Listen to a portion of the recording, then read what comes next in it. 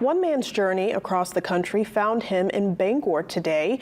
71-year-old Tracy Stevens is 24 days into his expected year-long bicycle ride through the lower 48. During his travels, Stevens is raising money for the American Cancer Society.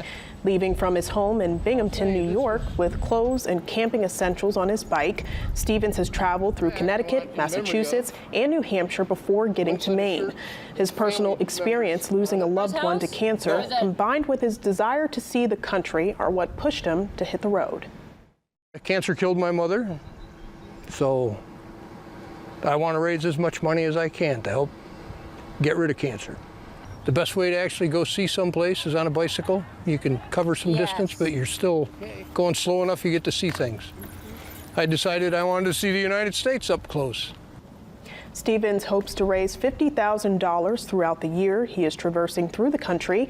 24 days in, he's raised just over $5,000. To donate and read updates from Stevens' journey, you can visit our website.